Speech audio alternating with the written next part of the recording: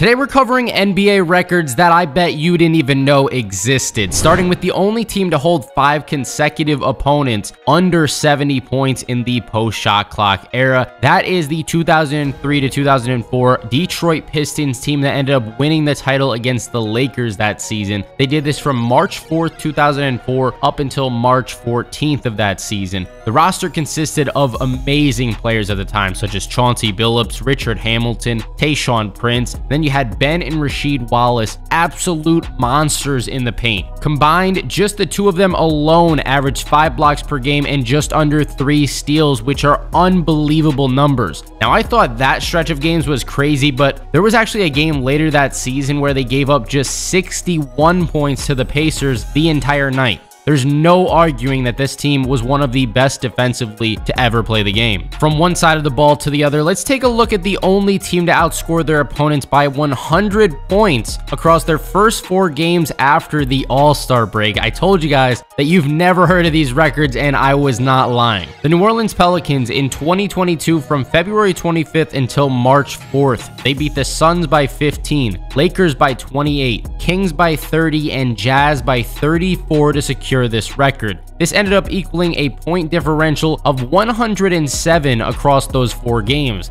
Now, I would sit here and tell you that it was mainly Brandon Ingram and CJ McCollum doing all the scoring, but even though they did have the most points for the team throughout that 4-game stretch, beating teams by that much every single game still requires almost every player on the team to play well. In fact, there was only one player during this 4-game stretch that had a plus-minus that was negative, and it came in just the first game. Poor Najee Marshall posted a -7 against the Suns, but other than that, everybody posted a positive plus-minus for the other games. I kind of feel bad for the guy, but you know who I really feel even worse for? The 76ers, because they broke the record for the only team to start out multiple seasons in a row with 0-17 records in the 2014 to 15 and 2015 to 16 seasons. I mean, come on. The first year, Tony Wroten was the goddamn leading scorer, and in the following year, they needed a rookie Jahlil Okafor to lead them in points per game in his best season ever in the NBA before his career went downhill super fast. That first year in 2014, it honestly wasn't even like they were getting slaughtered during those first 17 games. Okay, I mean, there were certainly some games where they did get slaughtered.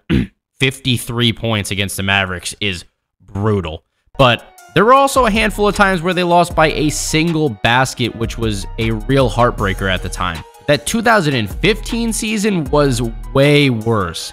They started out 1-30, bro. How does that even happen? That is absolutely atrocious. Now, there was one player on that Sixers roster that still holds another record to this day. Ish Smith currently holds the NBA record for being on the most amount of teams throughout his NBA career with 13 total. He spent time playing for the Rockets, Grizzlies, Warriors, Magic, Bucks, Suns, Thunder, Sixers, Pelicans, Pistons, Wizards, Hornets, and the Nuggets. Ironically, he had his best scoring seasons with the Sixers, which is pretty funny. All right, let's continue by talking about another funny one that you would definitely never think of. The most backcourt violations in a single season is held by the Indiana Pacers in the 2016 to 17 season with 13 total. Not really too much to discuss with this one here. We just got to stop going backcourt so much. Was the defense just that good, or what was going on there? Paul George, any words?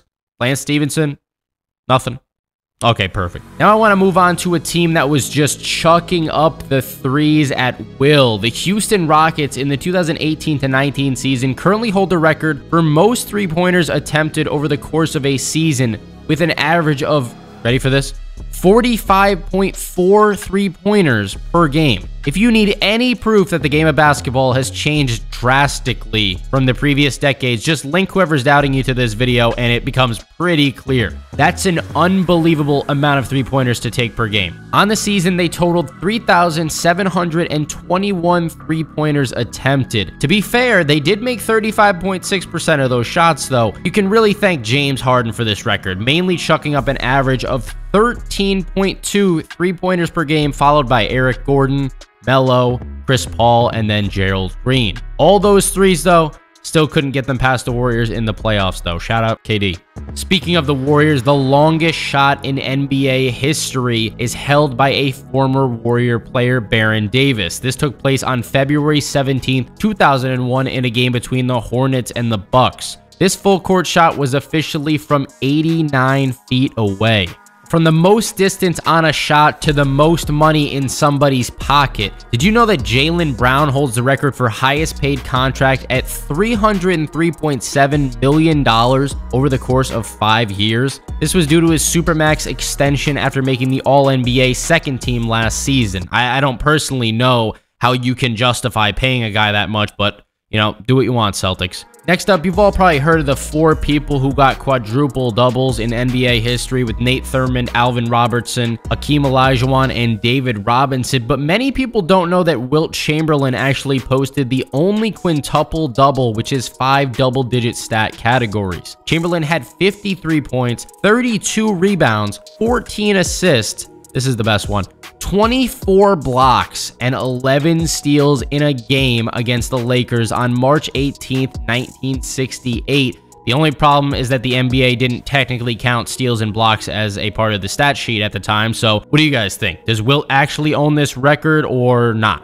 I will tell you 2 guys, though, that do 100% own another record that is in a very similar category. It's Hakeem Olajuwon and Andrei Karolinko, were the only 6x5s in NBA history. A 6x5 is at least 6 of all 5 stats, which includes points, rebounds, assists, blocks, and steals. Olajuwon finished with 38 points, 6 assists, 17 rebounds, 7 steals, and 12 blocks versus the Supersonics on March 10th, 1987.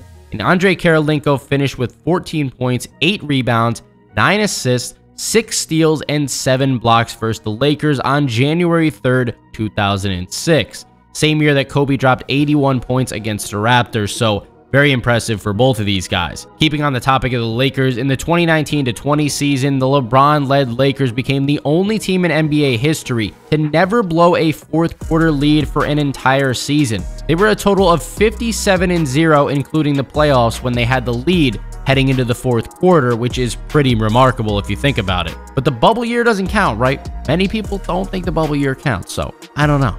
Now, to someone who has been in the news a lot recently for his negative play, Klay Thompson holds the record for most points in a single quarter with 37 against the Sacramento Kings on January 23rd, 2015. In the third quarter of this game, Klay only allowed 2 other Warriors to score points, and that was Steph Curry with 2 and Draymond Green with 2 as well. Thompson went 13 for 13 from the field, along with 9 for 9 from behind the arc in what was the best order of shooting that we might have ever seen. Sticking with Klay here, I feel like he could use some more good news. He also holds the record for most points in under 30 minutes of play when he achieved this on December 5th, 2016 against the Indiana Pacers. He managed to get up 33 total shots in that game, making 21 of them in just over 29 minutes of playing time. Again, we have to do this to you. We have to go from one extreme to the other. The most 2-point shots missed in a single game. This was actually in the BAA, but I still wanted to throw it on this list. Joe Fulks took 55 total shots and only made 13 of them in a game against the Providence Steamrollers on March 18th, 1948. The crazy part isn't even that he missed 42 shots, honestly. It's that they still won this game by over 30 points. I mean, how does that even happen? There was one guy on the other team that shot 2 for 22 though, so that could be one of the main reasons why. Moving on to the greatest free throw shooter of all time, Shaquille O'Neal holds the record for most free throws attempted in a game without making a single one on December 8th, 2000. He attempted 11 free throws that night, and yes, you heard that right. He did not make a single one of them. Now, if you guys want to see a part 2 to this video, just let me know in the comment section down below. Also, don't forget to sub for more awesome NBA content.